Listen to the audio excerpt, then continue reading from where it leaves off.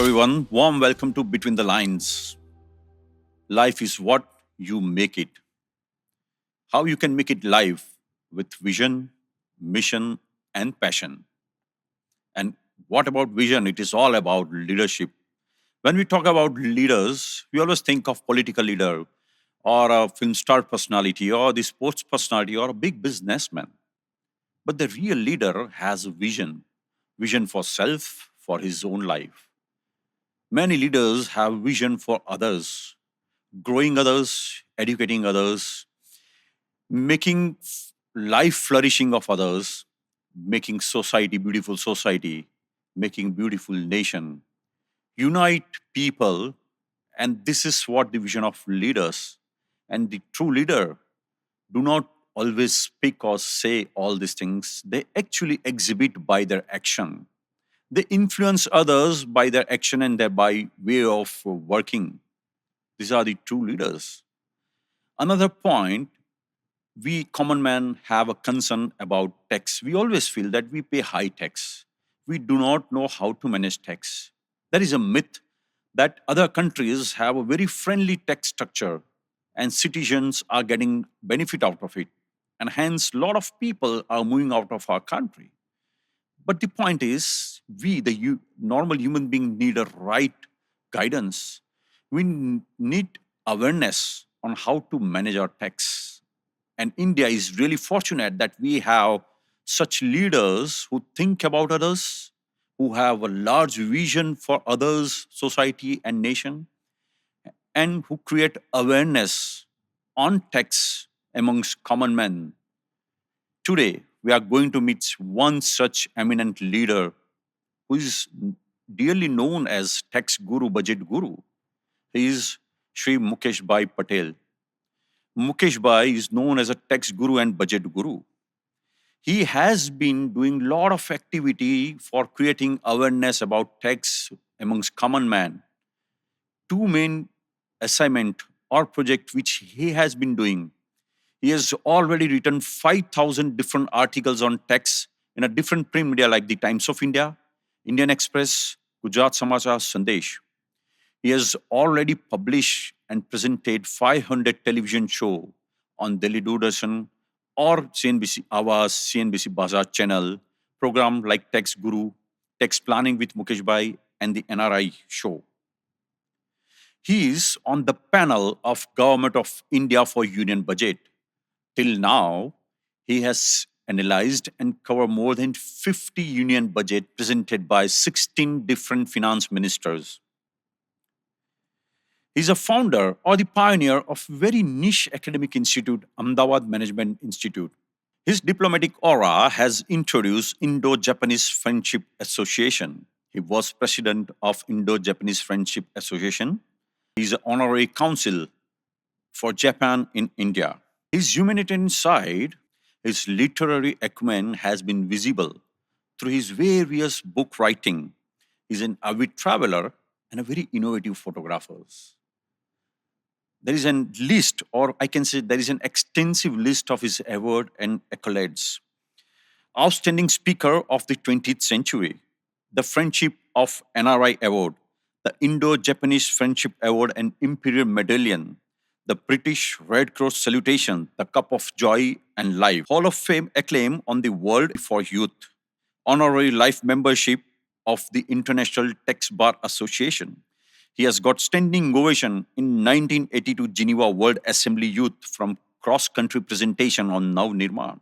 In 1985, International Council of Geneva bestowed on Mukesh Patel the honor of one of the 5 outstanding young professionals of the world and many more. We are going to listen his thought, wisdom, and philosophy, and I'm sure we will be enriched by his interaction.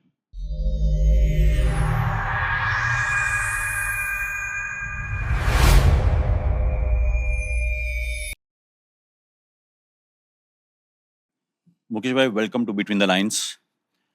Between the Lines, we get a lot of eminent personality and we talk about a journey and experience. And at the end of that, interaction, we get a lot of insights, wisdom, and some creative thought out of it. And looking at your journey and the kind of work you have done, I really feel that today we are going to be enriched by your interaction and thought process. So we are really keen to have interaction with you. And once again, I welcome you to the Between the Lines. Thank you, Dhani. It's a pleasure. Uh, they say the term between the lines. You know, when you read something in between the lines, you get to know something that you otherwise did not know. Oh, So I hope I will also get an opportunity to share with you some of my inner feelings and thoughts and expressions, which I might not have expressed before, but in my interaction with you, I'll get an opportunity to share them as well. thank you. We look forward to that. And I request that please express as much as possible because your expression will teach us or will give us a lot of wisdom, sir. Thank you. Sir, when we talk about your journey or the kind of stature you have, and when we see any person standing at specific juncture after a few years of experience, and when we see the glory or kind of journey he has gone through, I feel that the upbringing always plays a major role because the roots are, getting or given to them during their childhood. So upbringing is one of the part of journey which actually builds a pillar for any future or success for any person. So we want to know. Absolutely.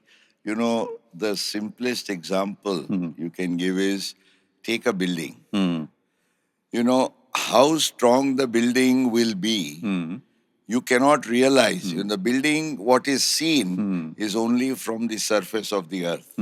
But what you cannot see is its foundation, which is deep down inside. And if the foundation is not strong, we know the building will not last. If the foundation is strong, it can resist even the worst of the earthquakes. So I think you have picked up the point. Have the strong foundation. And if you look anyone's life where a person has been fortunate to achieve something, I think the seeds have been sown in the foundation years. So any specific point you want to highlight about your upbringing? Any specific? Of course, when I talk and think of my upbringing, and this is, Dhwani, I would also like to share as a message at my age with parents, fathers, mothers who are bringing up their children, that always keep in mind those early formative years, what you give to your child, what you do to inspire and motivate the child is extremely important. And I was exceptionally fortunate. My, you can say, father was for all practical purposes not just a father who affectionately took care of my upbringing. I was a little unfortunate to have lost my mother at a young age. Oh. But then he played the role of both a father and mother. In fact, I was fortunate. My grandmother was with me, who gave me the motherly affection. Oh. But most importantly, the values and ideals that I truly cherish and am proud of now and have always been. I think the seeds were sown in the early years. You know, the things, small little things that he taught. Discipline. Just to give an example, you know, those were the days I'm talking of, the 1960s, when I was in school. There were not other distractions. There was no TV, there was no social media, obviously, you can understand. What was available to us, if we really want to spend meaningful time, was books. Books, books, and books. Amazing. My never failing friends are they who converse with me day by day. The beautiful poem. You know, every book that my father put in my hand was something that inspired and motivated me. I recall he was in the income tax department. We used to have transfers, you know, as government servants would be.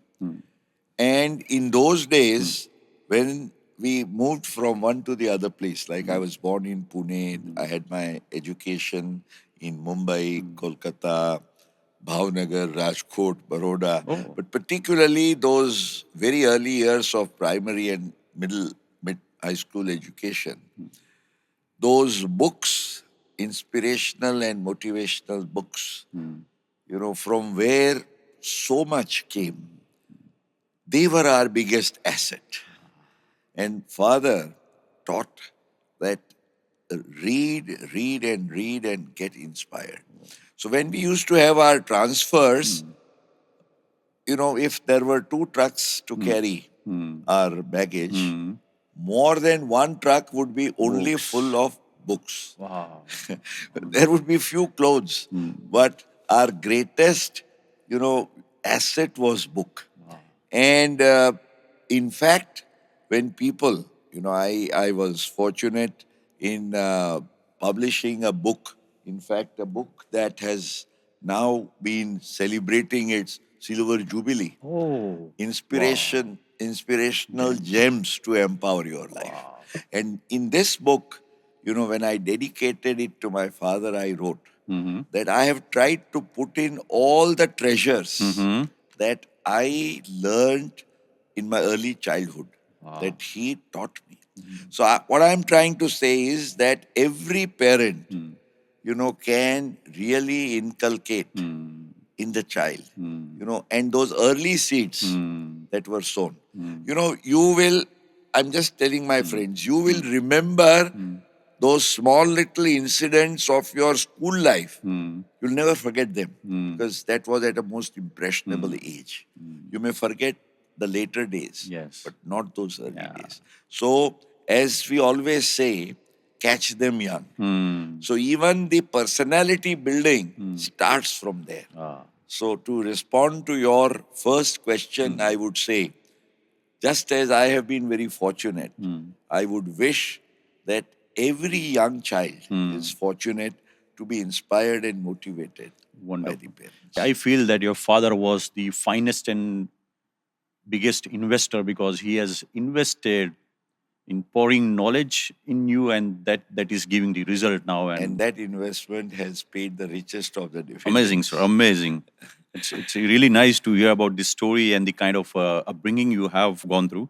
So now connecting to your childhood, so upbringing and childhood. So there are two very interesting incident about your childhood when you were 3 or 4 years old, and one of your leg got hurt and nail got hurt. You didn't speak in house for a few days, and then you were taken to doctor. He did a deep cut, a kind of surgery, and you didn't make a noise. That is the first, I think, at the age of 3 or 4, normally child cries aloud.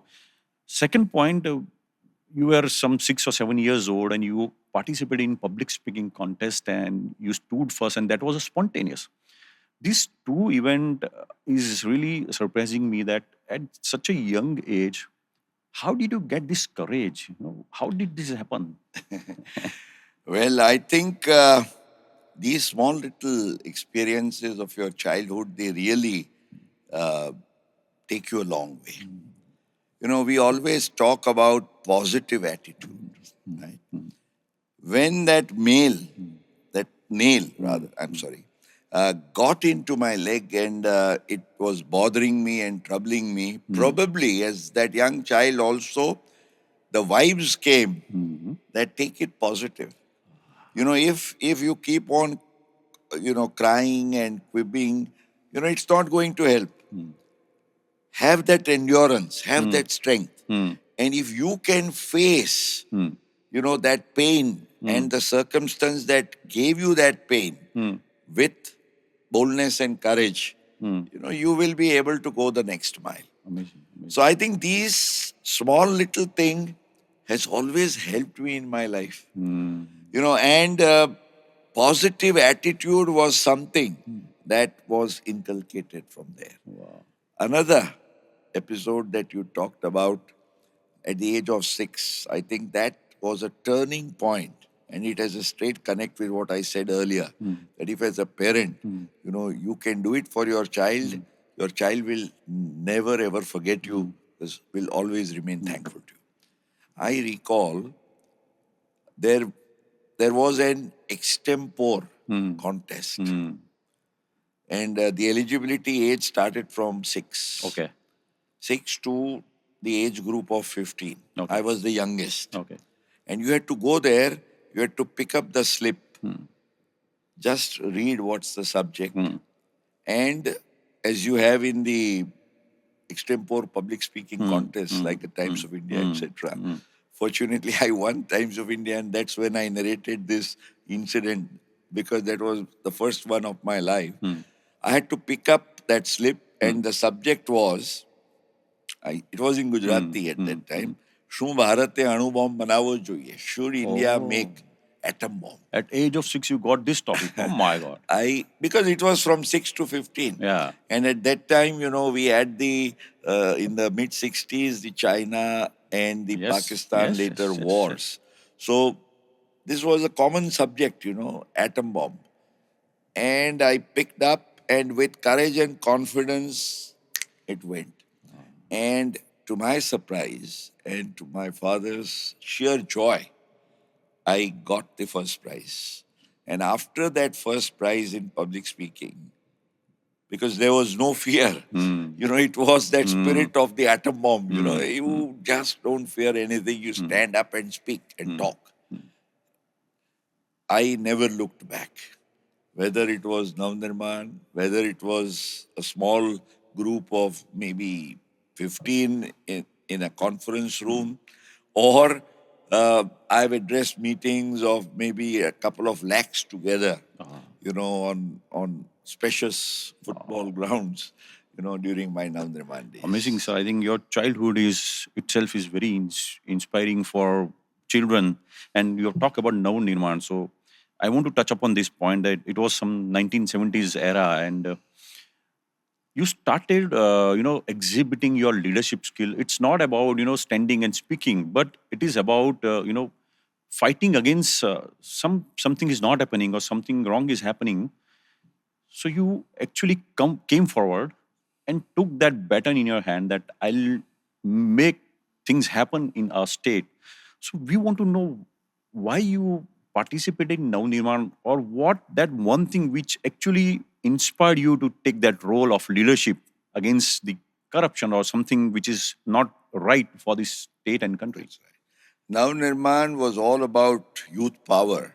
When they raised their voice against corruption in public life, against the people's disappointment from their political leaders. And fortunately, some entirely new values in the path of democracy were inculcated through the Navnirman movement. Let me just give you the example.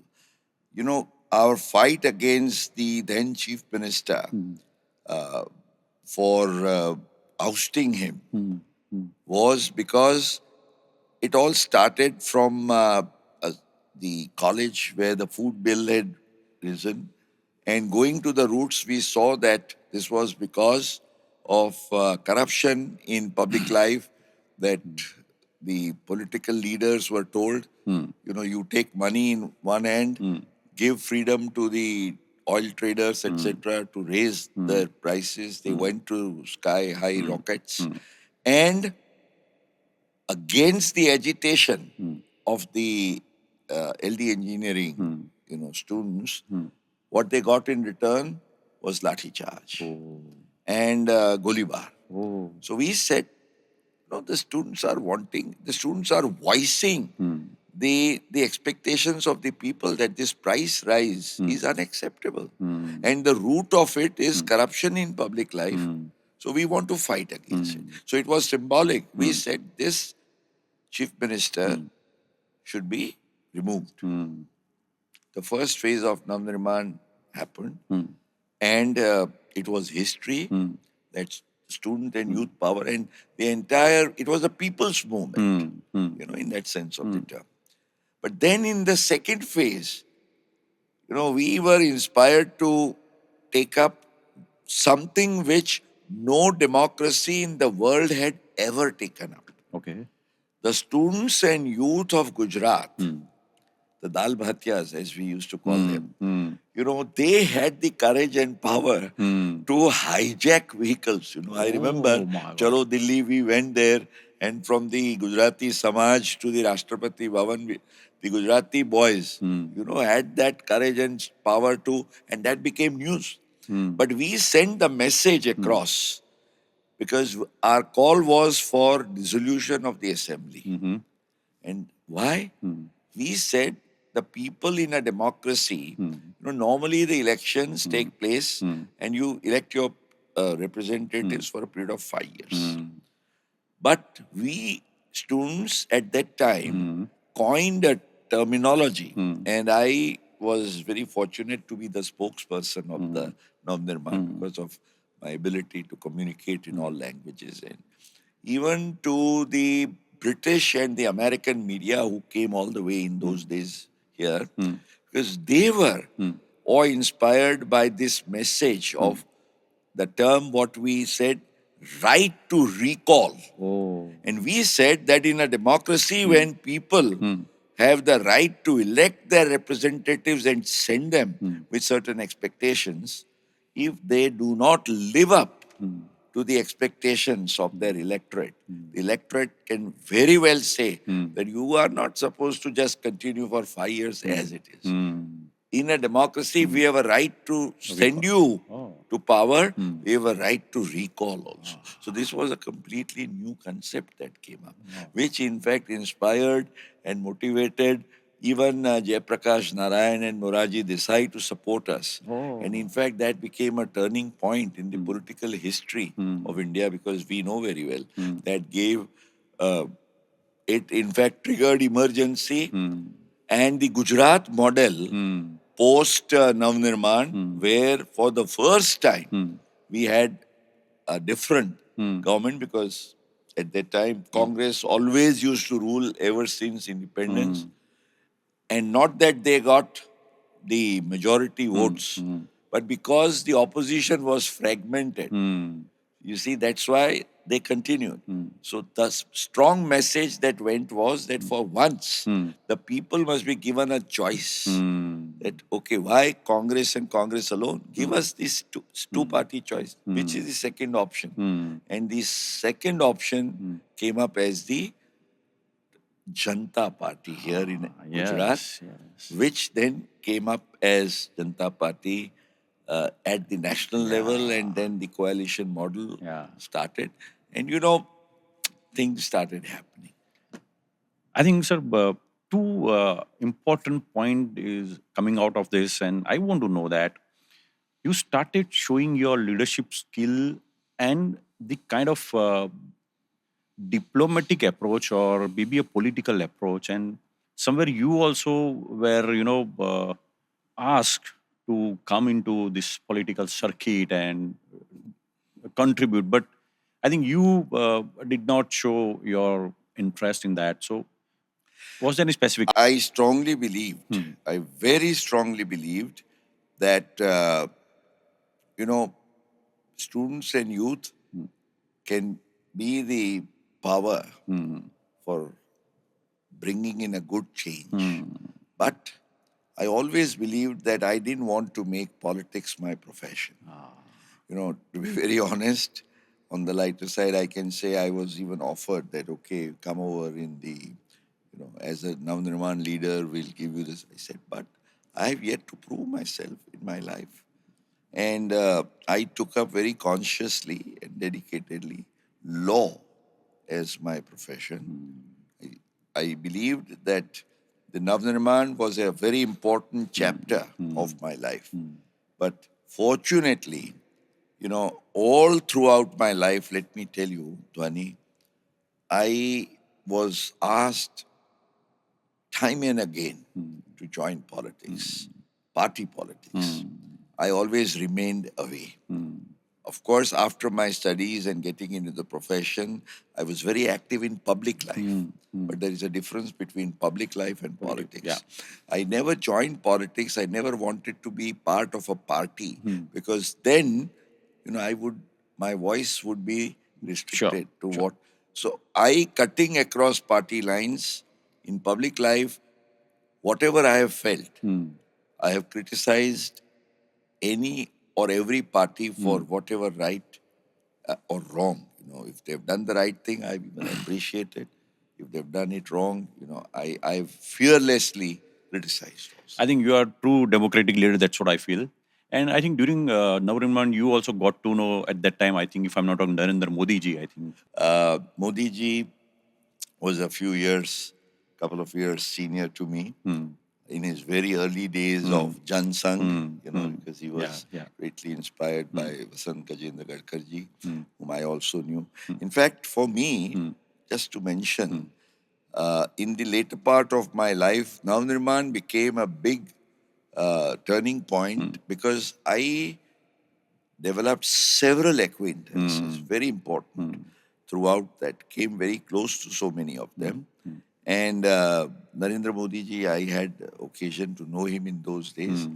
Of course, we then caught up later in my career, and when even before he came into the Gujarat politics, when he was the General Secretary of the Bharatiya Janata Party, and thereafter as Chief Minister, Prime Minister, I have always held him in high regard, and we've had occasions to closely and meaningfully interact for several good causes. Amazing, sir. Amazing story, I think. And you have touched upon your that you started studying law, and I'm coming to your study era.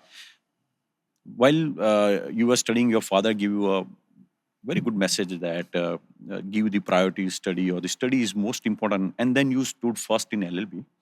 That is still okay that you were studious and you stood first, but your leadership skill or maybe thinking about others again started coming into your this journey of study, that you started a new initiatives like study circle, or maybe some initiative for teaching or teaching law to the people and grooming of people. So when the student is studying, his focus is more on study or thinking about the career path, but you are more focused on grooming others, sir. What was thought? Well, to be very honest, you mentioned about that, I after Navnirman, in fact, there was a bit of distraction. I was into these things. Okay. But my father was always, a great guiding star. He very subtly told me, in fact, that because I slipped, as in your maybe cricketing career, people are sometimes, they are into an lean period. So I, post Navnirman, there was a slight lean period. In my first year, I slightly slagged, into my top merits that I used to get, and he gave me a strong but a very subtle message that this is the time when you have to focus on your studies and make up your career. And I think that was a turning point again, because I decided that I will make up. And in my final year of law, as you mentioned, I stood first class first. But then I always believed that academics was just one part of making up your profession. And in our days, Dwani, like we did not have these 5-year law programs, full-time law schools. In fact, the law college where I studied, a very historic and a wonderful college, but it was, as I used to often jocularly call it, a part-time of a part-time college. Because, a part-time college would be, say, 4-5 hours. A full-time would be 8 hours. We were 7:15 to 9:30, only 2 hours and 15 minutes. So I went to, the Honorary Secretary of the Gujarat Law Society, very towering personality, eminent advocate, I am Nanavati. And I said, sir, he had great affection for me. I was very fortunate to be one of his blue-eyed boys. He said, "Sir, uh, I want to practice law and make law my career. And many students like me also would like to do so. Not everybody, because you see, there were two kinds of students who used to come to take, the legal law degree, rather, you can say. One is those who just wanted that ornamental degree for themselves. And there were others like me who wanted that we should really make up in our profession. So we said that because the college has limitations, he said, "What can you do?" I said, "Sir, we would like to interact with eminent judges, jurists, leading lawyers, get inspired by them, have interactions with them." And he facilitated, and I took the initiative of what I called as, in those days, a center for professional studies in law. And I was fortunate because I was a great beneficiary. In fact, in my commerce college, I had formed a study circle where we used to do a lot of extracurricular activities, and which was also, something that lived along. Creativity was always my hobby. Make something and make it for good. And this Center for Professional Training in Law uh, gave me so many useful, interactions and contacts and introductions. Like, apart from I am Nanavati, who I considered as a role model and who inspired me and motivated me to teach law, because I started teaching law and I did it for more than 25 years. But I was fortunate to come in touch with two other legal luminaries. One is Justice V.R. Krishnaiyer, a great champion of legal aid, a towering legal luminary who inspired and motivated me. I was fortunate. He always used to treat me like a son. He was a good, dear friend of my father. And until his very last, I was exceptionally fortunate after the introduction that I had. But he taught me one thing. He said, probably that was furthering my spirit of Navnirman, that do something, in your profession where you are able to be of service to people. And that inspired me to write, talk, and do things really championing for a cause. So all the taxpayer education, crusade that I took up for my life, and even I pursue it today, was inspired and motivated by Mr. Justice V.R. Krishnaiyer. Mr. Nanavati, he was my inspiration that if lawyers or judges also included, if to the extent they can, do not participate in sharing their knowledge and like, I was fortunate because in our days, we had eminent advocates and jurists, etc., who used to come and devote their time for teaching. Because law or medicine is something where, professionals will have to come and teach the next generation. Yes. So the baton has to be passed. So I always asked to myself that if I was fortunate in learning so much from so eminent people, I am duty bound to give it in return. Amazing. This was what I learned from Mr. Nanavati. From Justice Krishnaiyer, as I said, my passion for taxpayer education. But there was a third aspect, and I will never forget him. I, with great reverence, fondly remember even today my budget guru.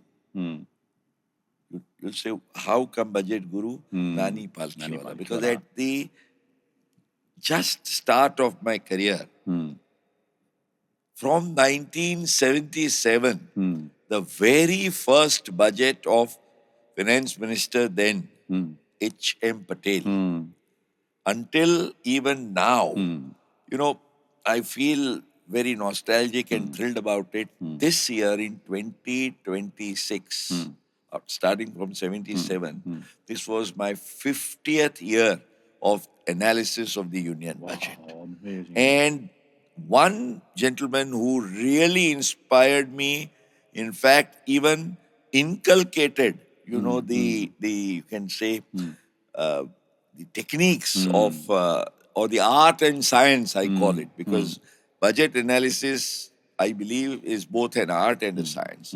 And I learned it from none else but Sri Palkhiwalaji. And I did it for first 2 years. He used to call me at Mumbai in his office in Tata House. I would sit with him. He would, like between the lines, literally tell me that, Mukesh, read between the lines. What does the government intend, or what they do not intend, but these interpretations could come up. And if there is any mischief, you must set it right. You must. He always used to tell me two things.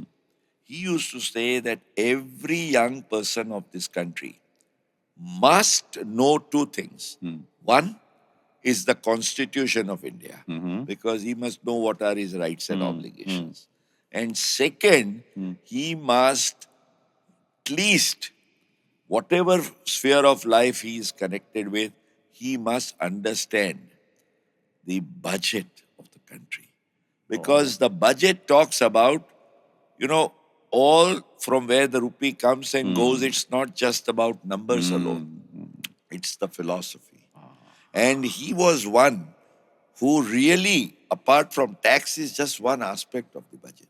But Dwani, he took me through all the economy, the politico-economical aspects, and several insights into presenting the budget analysis. And at the end of 2 years, he's just held his hand like this.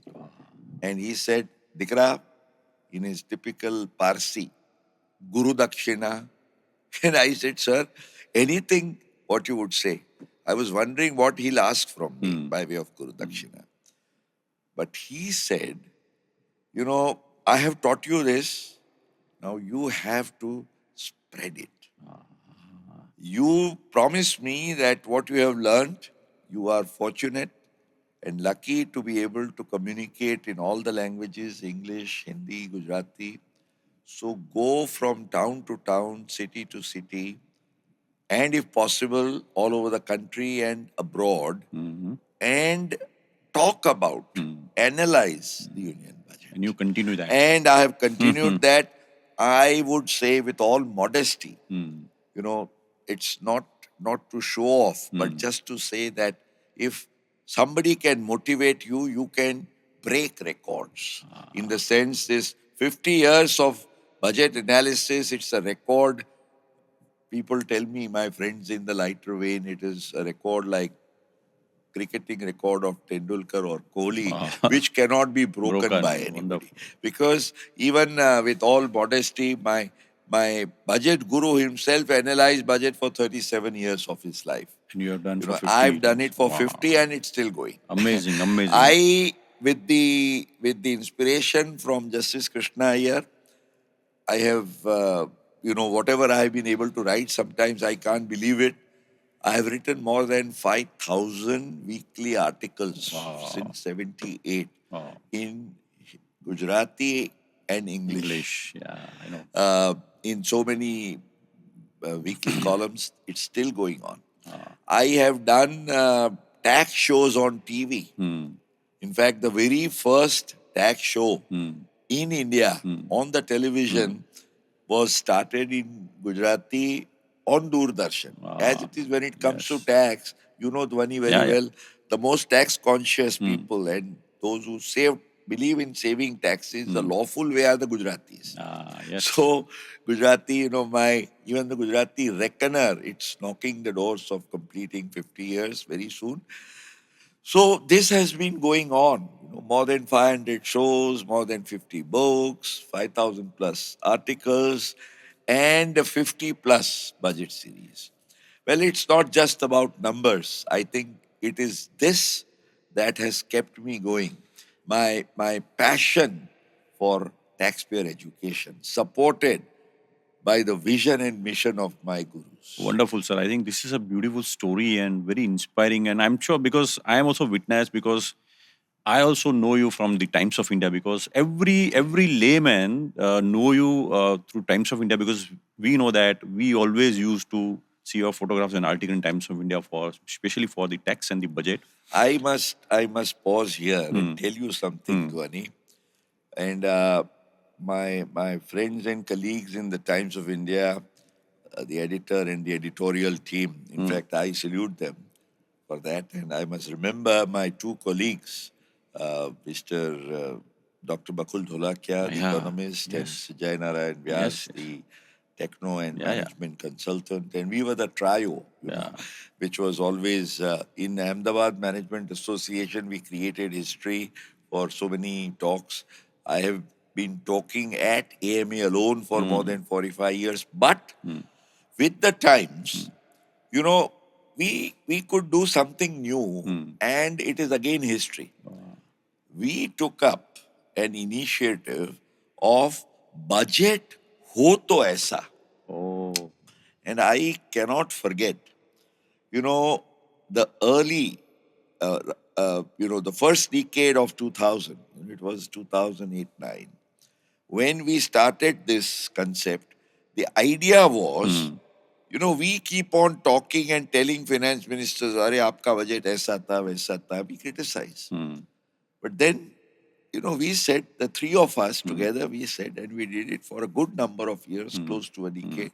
We said, okay, if we were the finance minister, what kind of a budget would we give? And it was historical when the three of us together, we sat down together for days and nights and made a budget after getting popular feedback through the Times of India. We ran a campaign, a series.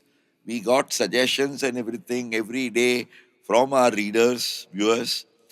And together, I remember that full first budget that we presented. And we said, "Speaker, sir, we rise to present," we, not I, the three of us who were writing, because we took the three, I took up tax, Dr. Dholakia took up economy, Mr. Vyas took up, social welfare and other aspects. And together we said, this is our budget we want to present. This is our philosophy, this is our vision, mission, and we are presenting it with passion. And the numbers, believe me, because we had, a team which it was not just imaginary or fictitious. We said this is doable. So when we sat together, Dr. Dolakia would say, "Well, I am going to work out the economic figures." And Janara and Vyas would say, "I want to spend so much on social welfare." Dr. Dolakia, please give me the money. And Dolakia would ask me that, "Mukesh, from where are we going to get the tax revenues?" Wow. So I would say, "Sir, here are the leakages, here are the greenfield opportunities. Let's collect tax from here. Wow. Let's also give the reliefs to the classes that they deserve." So we would have, okay, if we give reliefs, we will lose so much of tax. If we collect taxes, revenue, we would get this additional revenue. After this is what would be our surplus. And then let us allocate it for social welfare program. So it was so interesting.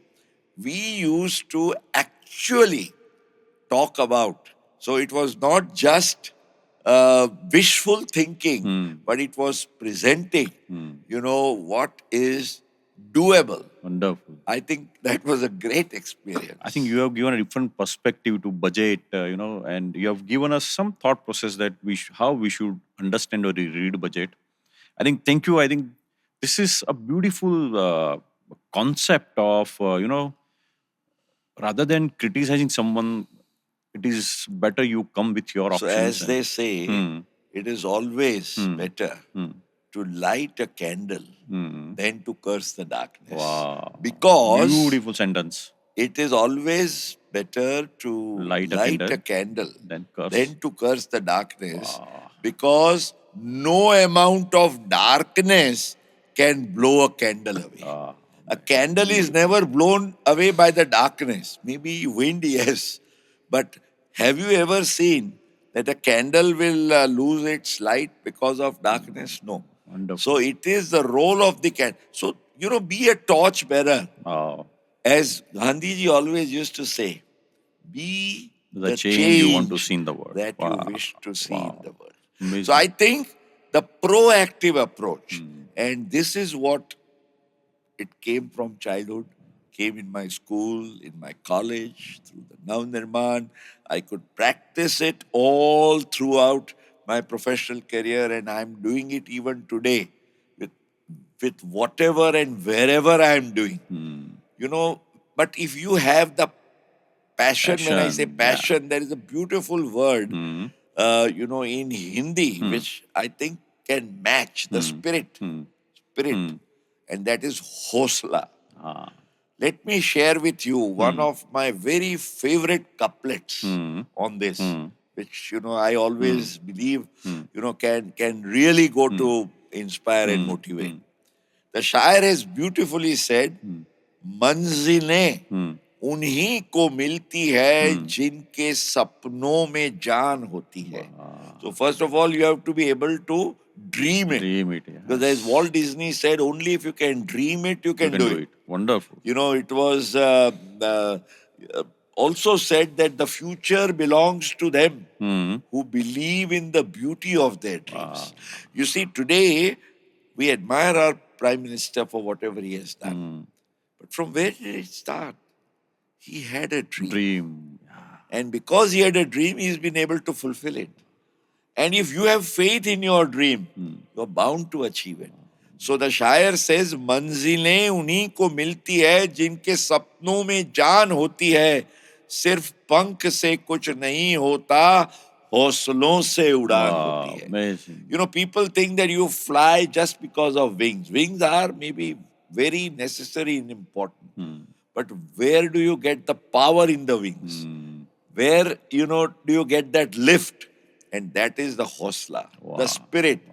So I believe, I've been exceptionally fortunate to be empowered by this spirit. Wonderful. And that is what's driving. Beautiful. I all think the way. in one line or sentence you have given the life philosophy, and it's very inspiring. And let me also express you that between the lines is my dream, and I'm sure the people like you coming here and talking about your experience and Dhwani, journey. keep it up.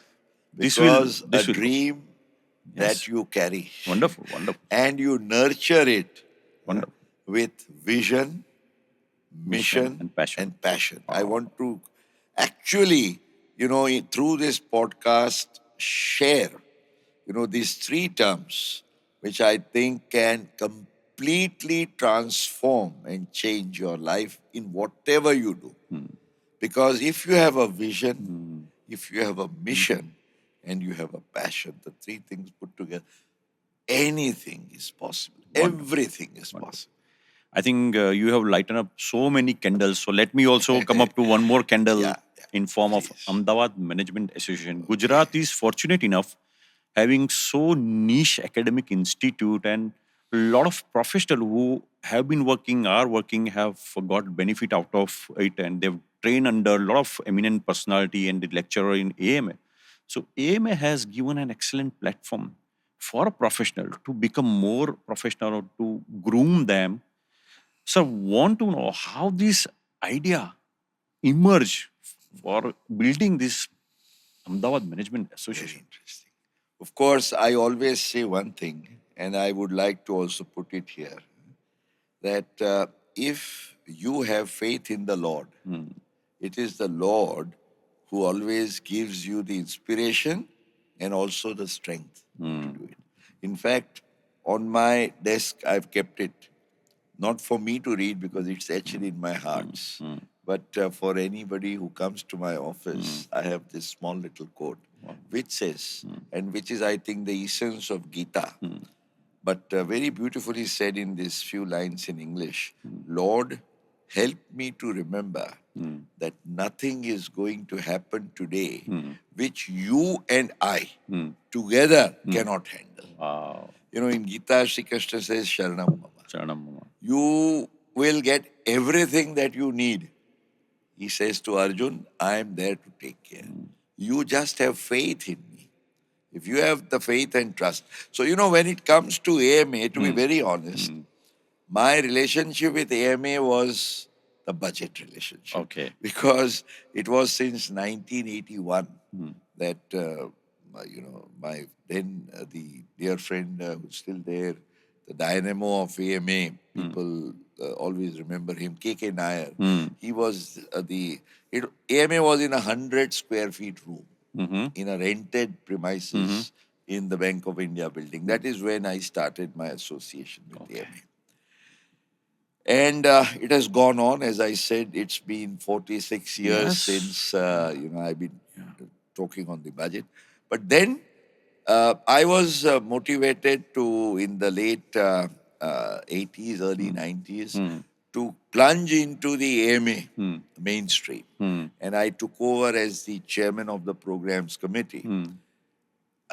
It was a strange thing because generally in a management association, you will have either somebody from business, Yes, yes. management, if he's in academics, industry. Yes. But here was a professional who was invited to plunge into a management association. In a way, that was a big advantage because I had a clean slate. Normally, if you're a management professional yourself, you would have set notions. Yeah. For me, slate chukhi thi. Ah. And to me, I said to myself, let me make my own definition of management. Management, I said, should not be restricted only to business management. Why? That's what we understand. True. MBA, True. only business management. But management, I believed, and I always say, encompasses all walks of life. And everybody is practicing management, whether you realize or not. In your home, your wife, she practices management because she does the kitchen work. Kitchen management is very important. For a student who really achieves something, again, study management is important. So, when you think of it, management is important in whatever you do in life. And that was what inspired me to really take up as my vision, mission, and passion at AMA. And I said to myself, it was again a dream. Why not? You see, AMA should become something drawing inspiration from the founder of AMA, who was Dr. Vikram Sarabhai, the great visionary, and who founded Indian Institute of Management, ISRO, PRL, ATIRA. In fact, the ATIRA connection became useful. And ATIRA AMA, our partnership, I always fondly remember Arvind Narottam Lalbhai for that, because he blessed me into this, gave support. And the dream was that if IIM could be a premier educational institute which defines the recognition of Ahmedabad, the reputation, why not make Ahmedabad the management capital of India? So we said, we had Kasturbai Lalbhai and Amritlal Hargovan Das and all of them, the stars of business industry. Yes. So I said, okay, let's build AMA. And when I took over as president from 95 to 97, this was again a dream. And that dream could be fulfilled in 10 months' time. AMA came up. It became a source of envy because in those days, even today, AMA has had bigger and better infrastructure than its own parent organization, the All India Management Association. Amongst more than 60 management associations in the whole country, AMA started year after year winning the Best Management Association prize. We started this model of having centers for various kinds of management. And today I am proud to say that over all these years, we have 60 centers, which keep throbbing in the spacious AMA premises. Amazing. So, and then I'll talk about it later. I also got an opportunity to connect Japan with AMA. Yeah, we are coming. But AMA has always been very dear to me, very, very much. Something that I believe, that if you want to, if you want to just do it, dream it and get it done. Wonderful. I think on behalf of all the professional, I'm thankful to you for flourishing this academic institute. And now you rightly touch upon the Japan connection. 1970s, you went to Japan as a student exchange program. And later on, suddenly we see rising of Japanese people in India, Japanese company investing in India. And you started Indo-Japanese Friendship Association. What was the speciality about Japan, or what was your thought when you were in Japan that you wanted bring Japanese culture, people, businesses in India, and you started this Indo-Japanese Friendship Association? You have just triggered, my fond memories. I cannot forget 1972 when I was fortunate to visit Japan.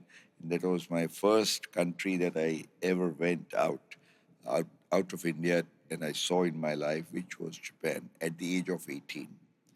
But that one visit of just about 90 days, you can say, was a turning point because the amount of inspiration that I got from Japan, I'll never forget. Of course, the intervening couple of years after returning from Japan, when I plunged into my other student activities and Navnirman and all that. So I was talking about 1975. That was the year when I was still a student at the age of 21, but very, very excited about setting up the Indo-Japan Friendship Association. So I became the founder's secretary, requested, I was very fortunate that he accepted our request because he was, again, a towering personality. Mr. Jaikrishna Harivalabh Das in those days, former mayor of Ahmedabad, chairman of Ambika Mills. But I requested him because he was the pioneer of the first Japanese collaboration in Gujarat. Wow. The Gujarat State Fertilizers Company in Baroda. Yes. So he was the chairman. So he said, Jaikrishna Bhai, please take over as president.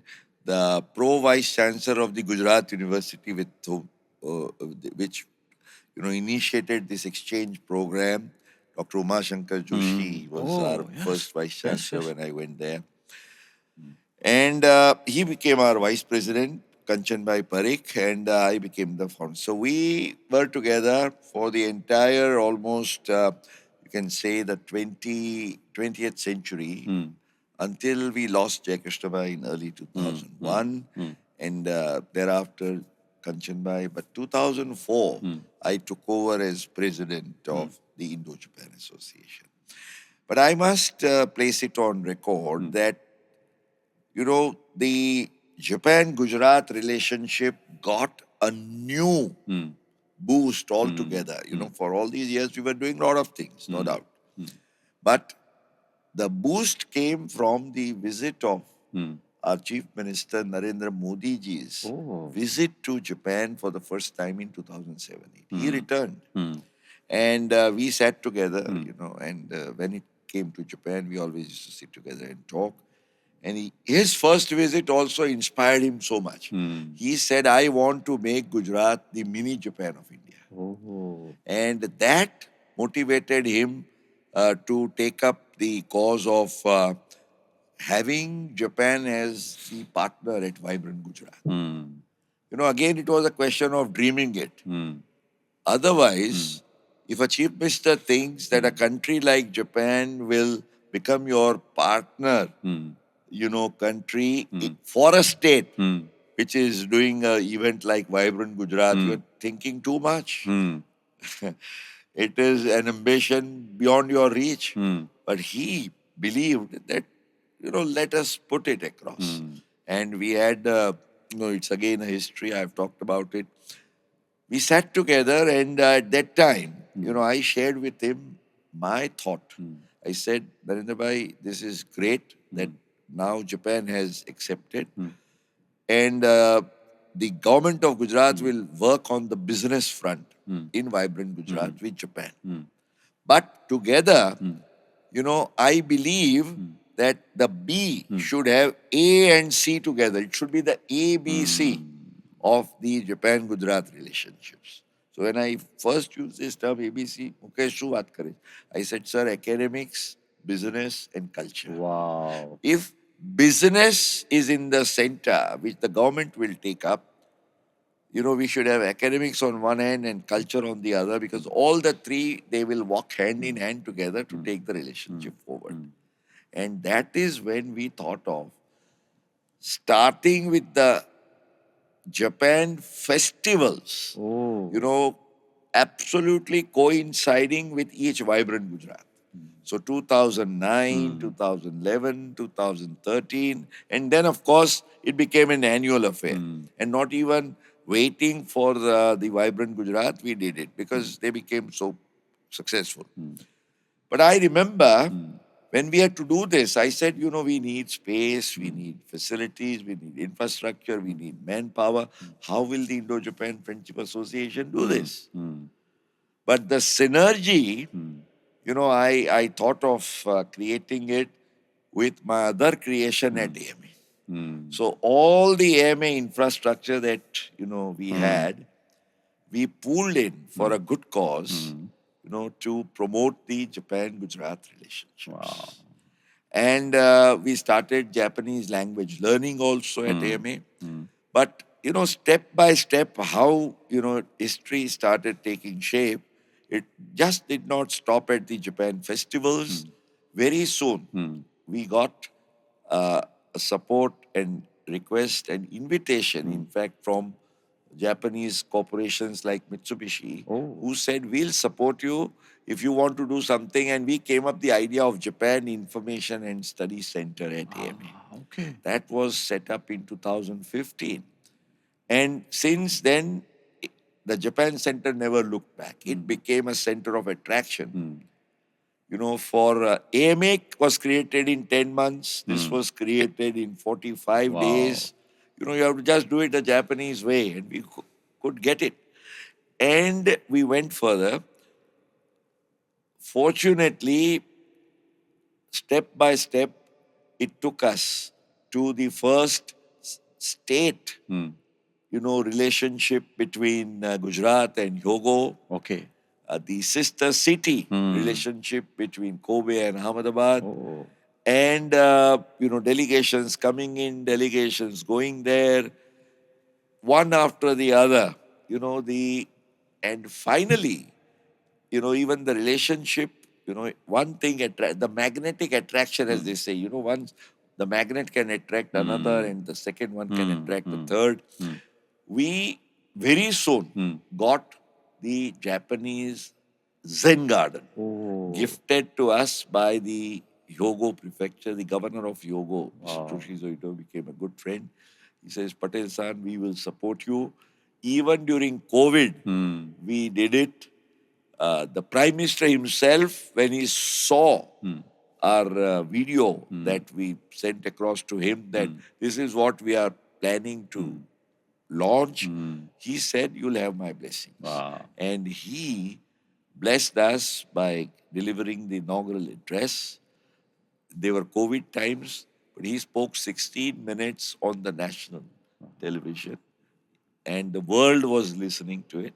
So Zen Kaizen became. So at AMA, we set up 6 Japan centers. The last one being the Japan Japanese Management Center, set up with the support of Suzuki. Okay. 2 things happened, with all modesty and humility. I feel proud not because it was conferred on me, but because it was for the first time that a Gujarati got this honor. In 2017, I was awarded a very special recognition from the Emperor of Japan, what is known as the Order of the Rising Sun, in recognition of my contribution to Japan. In 2024, I just don't know how it had to happen. Actually, the diplomatic relations between Japan and India, they started in 1952. 2024 was 72 years. In 72 years of diplomatic relations between Japan and India, never before did we have anywhere in India an honorary consul of Japan. And the Japanese government thought about it. In fact, I must thank Ambassador Suzuki at that point of time, who thought about me, and he said, Patel-san, I want you to take over this responsibility because you've done everything that you could, to further this, but with this position, you'll be able to do a lot more. So that 5-year tenure came to me. Wow. I got the freedom to do so many things, and we started doing.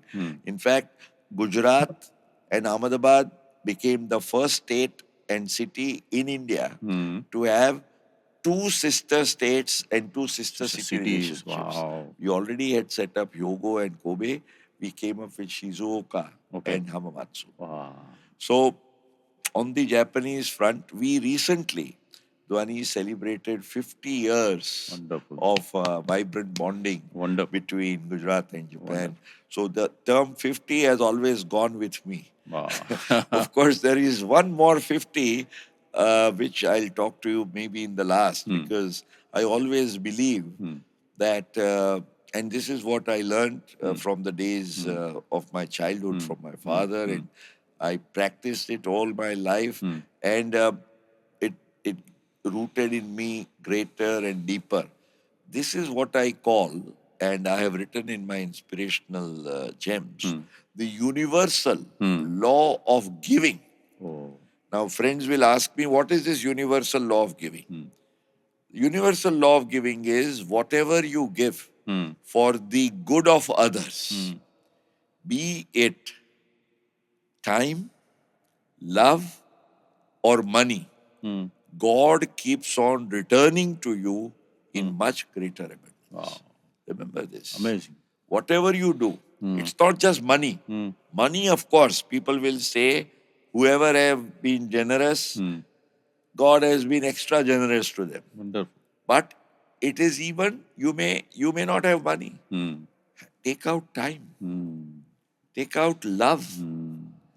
And I added one word in this, because just like Japan, from 1972, my other passion has been blood donation and Red Cross. We are coming to that point.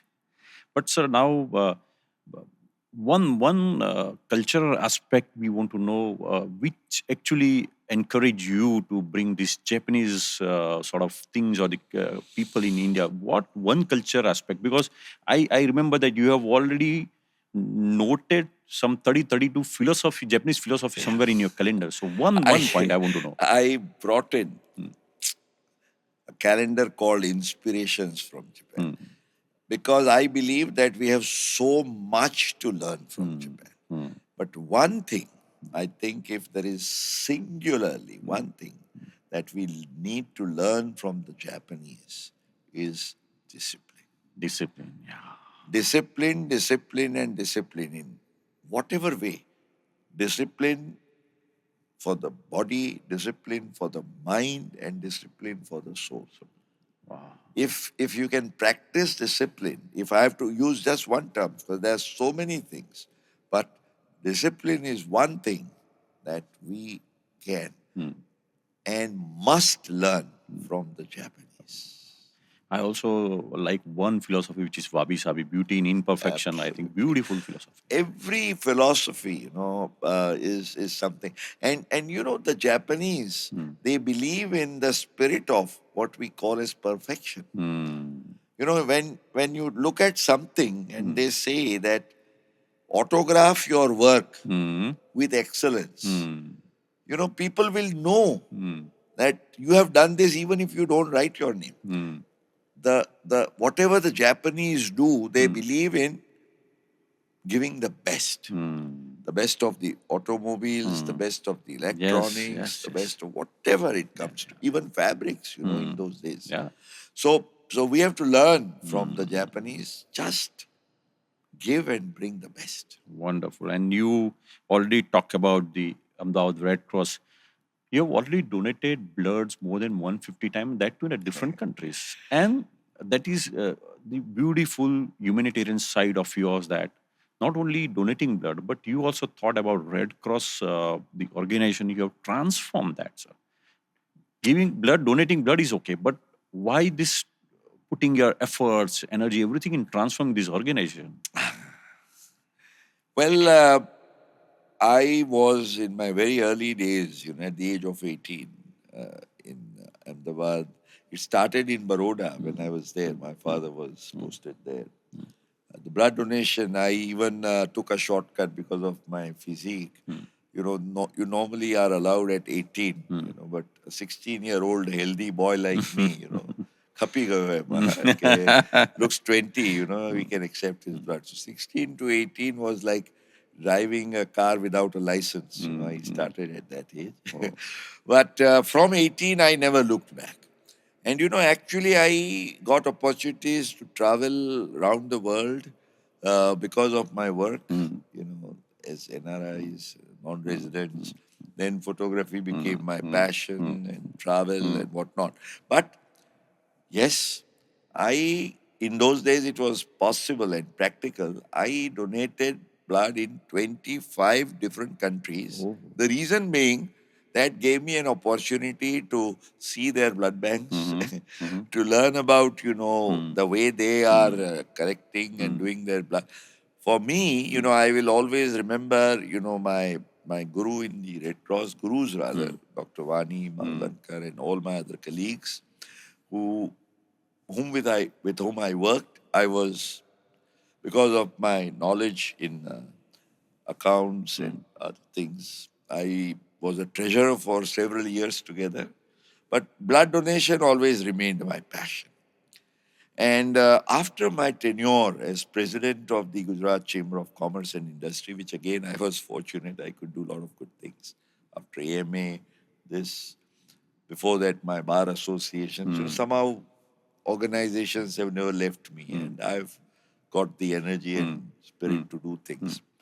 But after I completed my tenure at the GCCI, Gujarat Chamber, I was requested by the governor, because he is by designation, the president of the state Red Cross.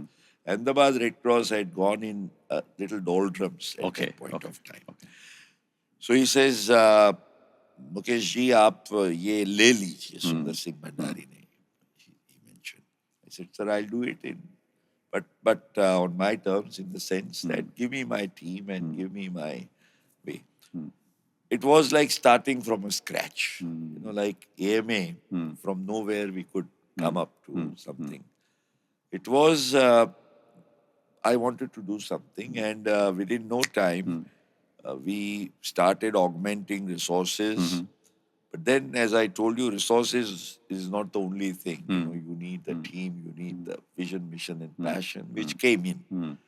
And I said to myself, because Ahmedabad had certain unique features.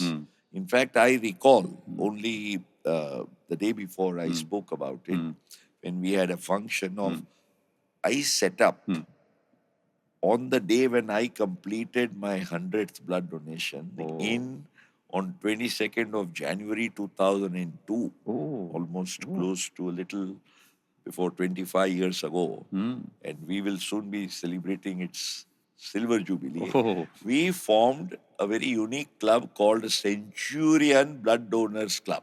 Those who have donated more than 100 times. I was the 25th Centurion at that point of time. The club and the philosophy started growing in a way that today, Vani, you'll be amazed.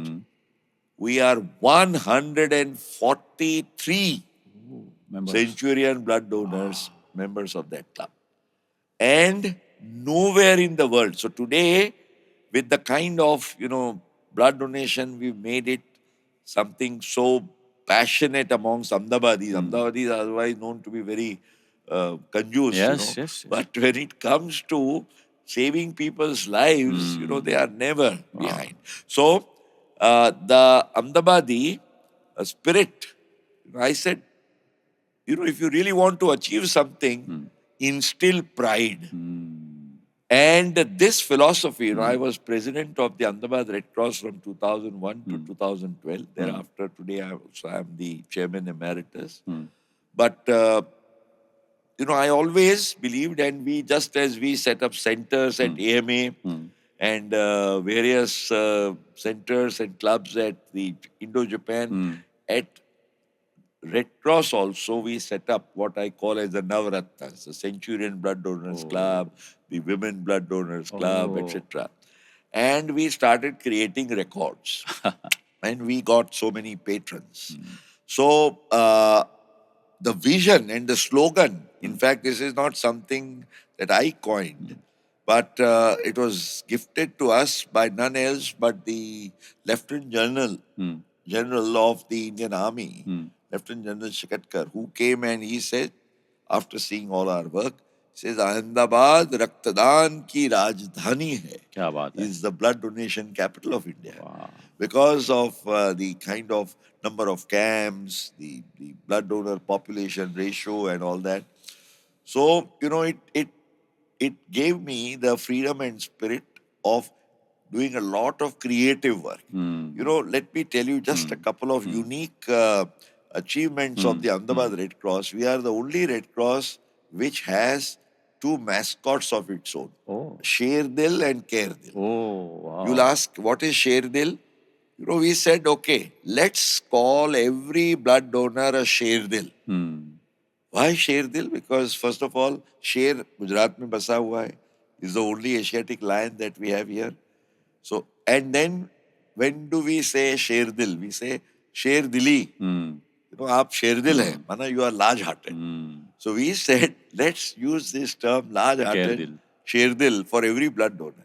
So we created our mascot, we created the badge, Ahmedabad Red Cross, we are the only Red Cross where we have songs, in Gujarati we started, then Hindi.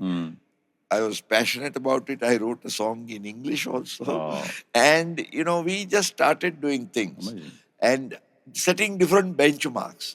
And I'm very happy what you mentioned today. We are very proud of the fact that Ahmedabad has the pride and recognition of the blood donation capital of India, truly in that sense of the term, that in the heart of Ahmedabad, we have India's largest blood center. Wow.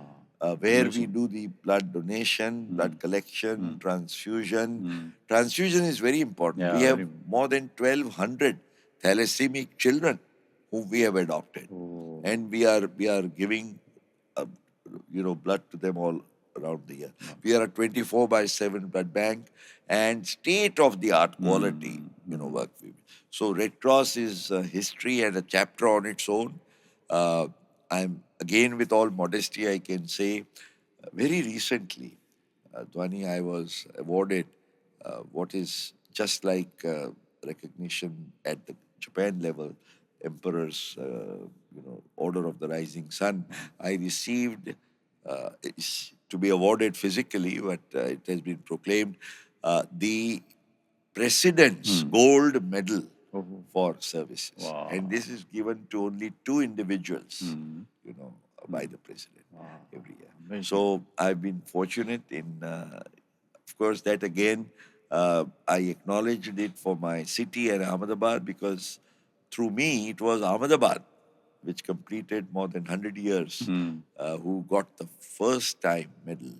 For its, So we are fortunate that we are interacting with people like you, and sorry, your every initiative has come with some philosophy and some intent. When we talk about, sir, when we start our professional journey, what happens? People from small town or village, they slowly, for study and profession, they move to a bigger cities. And the moment they step into professional life and they start start their journey, slowly they start disconnecting from their roots because their focus is professional life, growing in life, flourishing, and getting a lot of things in the life. So they start disconnecting from roots.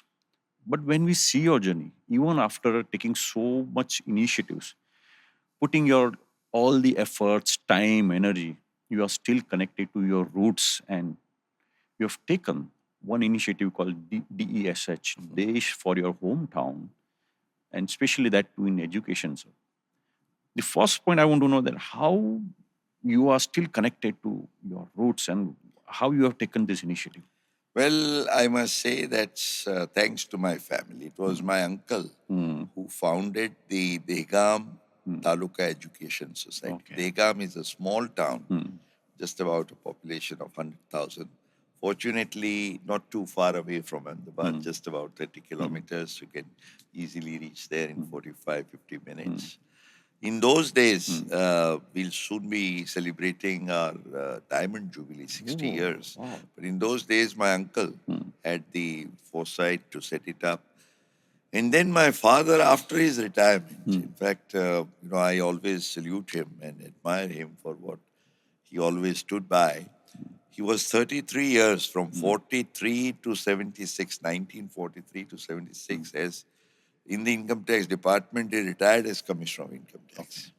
And then from 1978, he took up the presidentship of the Degam Taluka Education Society until his very last in 2014. He was acknowledged as the longest living income tax commissioner. So it was my father who inspired me that I should also support. And I enjoyed supporting the cause of education. I was already doing it at AMA. But then I actively decided that, as you rightly mentioned, I think we all have duty that we should give back to our roots. Maybe I was not born in Dehgaon. My father was, my grandfather, and their forefathers were born in. So if everybody can take care of their own roots, I think we'll have so many healthy trees all over the country. Yeah. So I was inspired and motivated that here is a lovely infrastructure. Already we had a 6.5 acre campus, but a lot could be done. So a lot was done by my father, but I decided to take it further. And I'm very happy that at our Degam Taluka Education Society, luckily I like to play with words and letters. So I said, my hometown is my Desh. Wow. DESH, Degam Education Society.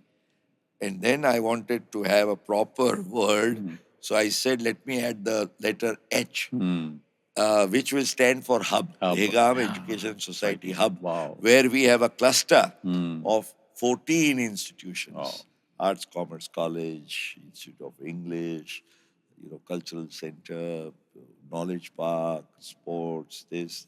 It's something, uh, you know, I really feel so happy because we have also a wonderful team that we are able to do something very meaningful. And as you rightly said, what motivates me is that at Dega, we are surrounded by almost around 100 small villages, and students come from there. So, what those small villages, the students and youth coming from there, they imbibe in terms of their learning, education. We also teach in English. We have a Degam International School. We have an institute which is there in English medium, along with, of course, Gujarati and all that. But I believe just as students from the cities are fortunate to get it, why not give them the opportunities? And I'm very happy that, they are, They excel in academics, sports, cultural activities, and you feel very happy and proud to support them. Wonderful, sir. That's Desh. So, when you were studying, at that time also you thought about educating others, and now after so many years, you are still thinking about educating others, and you have taken this initiative, Desh. I think something which is coming out of your interaction or your journey. What I feel is a very strong intent. You have a very strong intent giving back to society, be it in form of education, be it in form of blood donation, or be it form of nourishing the culture. Let us come to your now. It is your professional journey. Now let us come to your personal aspect. That you are an avid traveler. You have, I think, traveled more than 100 countries in all the continents. When we travel, we take photographs, but it is just part of an activity of journey. We take photographs many times, and photograph of places or something else, and while after returning we don't see that photographs also. But you started practice of photography. It is not part of journey activity of journey, but again there was some thought, some philosophical thought, and when we see your photographs, we see the virtue of patience, innovation, and creativity. What was the idea, thought process, or philosophy about this photography? Let me compliment you for using three words, which absolutely the acronym, the first letter of which makes a beautiful term. You said patience, P, innovation, I, and creativity, Wow. C. PIC. PIC, pick. Wonderful, I think. Pick is born out of these three virtues. Patience. I'll never forget my camera that actually photography came up as a passion, as a hobby. In fact, when I was young, I remember it was just like I took it as a play. It was not serious. But when I got the opportunity after getting into the profession and started traveling, I said to myself, well, there are people who are masters of photography, but they don't get travel opportunities. There are travelers, even those who travel more than me, but they don't have they don't have an inclination or hobby for photography. If I can combine the two, because I get so many opportunities to travel, if I develop my love and hobby of photography seriously, it would be wonderful. And honestly, let me tell you, it became such a big. The philosophy was when you travel, photography, of course, as you said, patience. You need patience. Be in the jungles of Africa, Masai Mara, Serengeti, where I have captured, in South Africa, lions and giraffes and zebras and cheetahs and leopards. You need patience. Sometimes to catch a leopard, you will have to have hours of patience. You need that inspiration. Okay, I want to capture the golden light pictures, this, that. Creativity, so many things you can do. In those days, there was no AI. Now, AI is the creativity. But the real creativity was there when you used to actually use films into this. But I tell you, I enjoyed photography because I would travel to various places. After a long day of work, people would go 5 o'clock, 6 o'clock in the evening in Europe and go to bed or eat something, drink, and aram karo. After 5 p.m., long hours in summer until 10 p.m., I would just stir out with my camera, go to places, enjoy. How I made up these 102 countries, not that I had worked everywhere, work in maybe 70, 80% of the country. But then when I go to some place, I would say I'll take off the weekend for going to neighboring places. I would then develop my own places where I would love to have photography. So I think, I believe, that you should have some hobby. And a hobby that just fits in into your work would be just even more wonderful. So for me, my profession, the travel, and the photography, they fitted in perfectly, and I added inspiration to that, making the pick complete: patience, innovation or inspiration, and creativity. Because if you see my books, if you see my calendars, So I would like to show this of calendar. I course, think this is a I, beautiful I creation. have called it as eternal inspirations. Wow, eternal Yes, inspiration. yes. Yes. And I have written along with one of my favorite pictures of the eagle, in Vancouver. I have said, always remember, no one can predict to what heights you You can can soar. soar. Even you You will will not not realize realize it until until you you spread spread. your Wow, wings. See, wonderful. sometimes, Beautiful. as we say, and in my books, I am very, very passionate about these quotations. And my calendar, I call it as eternal because I want that it should be on the desk. This is a calendar which was published several years ago. If I present it to you today, it is as fresh. Yeah, Why? I've seen that. Because there is no expiry date. There is no day, That- month, or year. There is only a date. That- So 1 to 31, and then a title. So Yes. my calendars are 32 pages, a title page, whether it is my own photographs, whether it is inspirations from Japan, whether it is even I made calendars on blood donation and Red Cross, or Sherdil and Kerdil have become characters. Japan, I've used all philosophies, but I enjoy this. And Inspirations Unlimited is a name that I have given to my mission, Yeah. and I support it, very actively through the cause of This charity. first page of Calendar Eagle is very much resonated with a story or the book Jonathan Seagull. It's a story of Absolutely. Seagull that, See, I must make a mention. In fact, two things. I have nurtured on the website.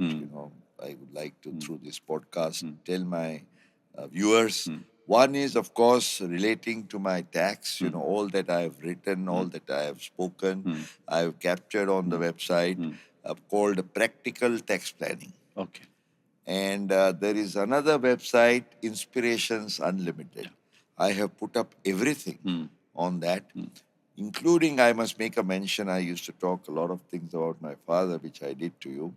Uh, my father, after he retired, under the foundation that we established, he used to regularly publish two books in Gujarati, which would be very celebrated works of leading authors in English. And he believed that, they should be liberally translated, and they should reach out to, the people who do not know English. So this Sagar Pankhi Ah, was one Sagar of Panki. the True, books true, true. brought out. In fact, we published 50 books, and the 51st was my tribute to him, which we gave Mangalamay Jeevan, because my father's name was Mangal. So I called it as Mangalamay Jeevan because he always lived a life Wow. which was, always full of happiness. Amazing, sir. Mukesh bhai, when we look look into the professional life of anyone, the moment they start their professional journey, they bound to compromise with maybe ethics or value because they have certain target, the dream in professional life, and they do compromise with the value system. But when we see your journey, whatsoever, howsoever big initiative you've taken, we have seen you have not compromised with your value system and you are known as a man of value. In the book Trailblazer of Gujarat, there is a chapter of yours, Mukeshbhai Patel's chapter, and a lot of things has been written about a value system, and some of the examples have been given. And Mr. I think Justice Iyer had, I think when you were young, he gave this statement for you that this boy is going to make big, he's going to be a big man. And somewhere your daughter has also mentioned that as a person, to help someone, maybe staff or anyone, you go to any extent. We even in their personal crisis, you go and give the orientation counseling. When it is about spending money for children, You always see whether it is a need or desire. Irrespective of having money, you normally don't go and buy things. So, and when we have already talked about all your initiatives, everywhere we see the values. So you are a man of values. So we want to know, sir, what is a value system of your life? Well, I would like to say, I believe life is what you make it. Life is what you Life is what you make it. You know, the definition of life, because there's so many values, you have to roll them all into one to make life. And it is all up to you to make it. So, in my book, Inspirational Gems to Empower Your Life, and which is the flagship of my Inspirations Unlimited that I've taken, I have quoted this eternal words. You are the chisel. Chisel, the instrument with which you create something. You are the chisel. You the sculptor, and you the stone. So you are the chisel, you are the sculptor, and you are the stone. Life is what you make it. Because the stone is there. You have to, out of the stone, we have the finest statues coming up. Michelangelo used to make the finest. When he would start, it would be just a piece of marble. Only it would be in his vision what is going to be coming out. And then he would bring it to perfection using every that little finesse of the chisel and the sculptor. So I believe, if each one of us can take up life like this, it was very kind and gracious of you to make a mention of uh, the acknowledgements that have been passed over to me in the Trailblazers of Gujarat. But I believe I owe so much to so many people. And since I'm getting this opportunity, starting from my father to of course, my own family, a very silent person who has always supported me all along my life in whatever I've been able to do, is my wife, who is herself a great music artist, my two very dear, loving children, Kruti, creation, and Jigar, passion and courage. They have, in fact, sometimes children can be your biggest motivators. And my father used to tell me, and which I have practiced, I must say this through your podcast. My father used to say that once your child becomes lalayet panchavarshani, dashavarshani tadayet, prapteshu shodashe varshe, putramitra samacharet. So until 5 years, do all the love and affection and everything for your child. Then you have to become a little strict. Yeah, Tadayet, exactly. Yeah. lalayet panchavarshani, tadayet dashavarshani. Until 10, they are mischievous, naughty. But then after 16, they become your friends. And my father used to treat me as a friend, and I always treated my children as my friends. And I think if we all do this, see, today we often listen parents complaining about children and children complaining about parents. But I think if there is this relationship of mutual trust, faith, love, understanding, I think families would be very happy. This is what I believe, one of the values that we should be talking about. And I also want, you must be fortunate to get gurus. Gurus are not just those who teach you in school and college, but who teach you lessons of life. For me, whether it was Mr. Nanavati, Justice Krishna Iyer, Nani Balkiwala, in Red Cross, in Japan, everywhere, if you keep on getting those positive vibes, I think what I am today, I am because of so many person, so many thoughts, so many opportunities that I got in my life. One thing I would say, you know, look out for the opportunities that come over to you. Just like between the lines is also an opportunity that came across to you and you took it up. Yeah. And you've been doing a lot reaching out to people.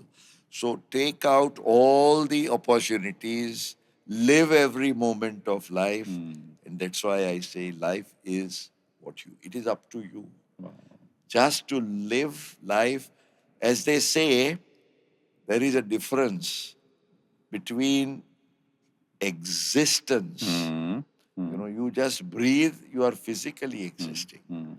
But when you live life, it is much beyond. Wow. It is all about, as I was saying, the theme for our podcast today, vision, mission, and passion together can go to inspire you to make your life what you want it to be. Wow. And therefore, be the creator of your own circumstances. I'd like to conclude our podcast today with a fluttering, share, couplet of my very dear favorite शायर Iqbal. He always said, खुदी को कर बुलंद इतना कि हर तकदीर से पहले खुदा बंदे से खुद पूछे बता तेरी रजा क्या है. It's an Urdu couplet. I must tell, for the benefit of some of our friends who do not understand as much Urdu, is he said, खुदी को कर बुलंद इतना, make yourself so powerful, so great. खुदी को कर बुलंद इतना कि हर तकदीर से we all believe, when we look Yeah. at our Yes. hands and lines, कि विधाता अपने विधि का लेख बनाती है. Destiny, Our destiny. destiny. Yeah. People go to astrology, Yeah, yeah. what's going Yes. to happen. Yes. And the Shire tells us, don't worry, you will make your own future. And that's what the couplet said.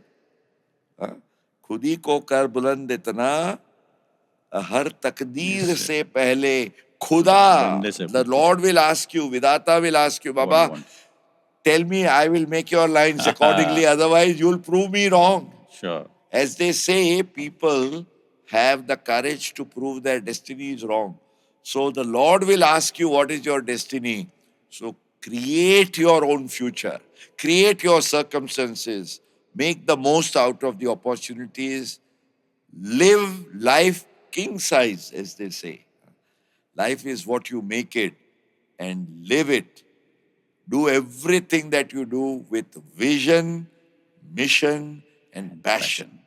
And that's the theme of this broadcast. Thank you. Thank you very much for inviting me and allowing me to share and pour out my mind and heart. Wonderful, sir. I think you have answered my one question. I normally ask a lot of people out of my curiosity or just out of discussion that what is the objective of existence of we human being? And that's what you have answered today.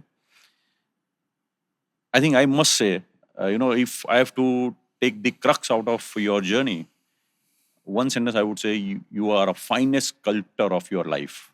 Thank you very As you much. chisel stone, you have given the example, but I think that's what you have proved and that's what you have been doing. I think your father and mother both are very fortunate, you being a son, and your children are very fortunate, you being a father, because you have not been only a father, but a guide, philosopher, and not to your children, but many more people by doing so many work. And your every initiative, your every work has some intent, and that intent is connected to people of the society. So your objective is to create a beautiful society, and that's what you have been doing. I'm sure, I think a lot of people, viewers will listen to it and they will also get inspired and contribute to the society. And I would also love to continue that after, listening to you, and a lot of inspiration. I think I must say inspiration unlimited. Thank you very much. I only pray. It is, let me tell you, the Lord who always gives us the inspiration, the power, the strength. Surrender yourself to the Lord. As Very I said nice. earlier, Very Lord, nice. help me to remember that nothing is going to happen today which you and I together cannot handle. Whenever, actually, I'll tell you this last message I can give in between the lines. Sometimes I myself do not know what I am inspired to speak, how and why. You know, I always rise, talk, or like today we are speaking. I never thought what I would talk, how much I would talk. It all comes directly from the Lord. Wow. Very nice. Goddess Saraswati, and if you are in tune with the infinite, this is one of my favorite books that my father gifted to me. In tune with the infinite. If we are in tune with the infinite, you know, the infinite is having all the power, all the strength in the world. If you have to just connect your wire with the infinite, and then you will be blessed. So let us all take this last message home, that we are what we are and we will be what we will or can be if we have faith and trust in the Lord. If prayer makes all the difference, just keep praying to the Lord. God, bless me with all that you wish to. Make me an instrument of your plans. And if you surrender to the Lord, I think you've lived your life. Sir, we are sincerely expressing gratitude for enriching us today. Thank you so much for being with us and giving away. Thank you. That was Shri Mukeshbhai Patel. What an inspiring journey. One word, inspiration unlimited. And one punchline he has given us, life is what you make it. That means how you can make it your life. Three words, vision, mission, and passion. To make your life, you should have a clear vision. To drive that vision, you should have a mission. And without passion, vision and mission cannot be driven. So have a very strong passion. When we talk about childhood, out of his experience and out of his upbringing, he said, invest in book. Make your children reading book.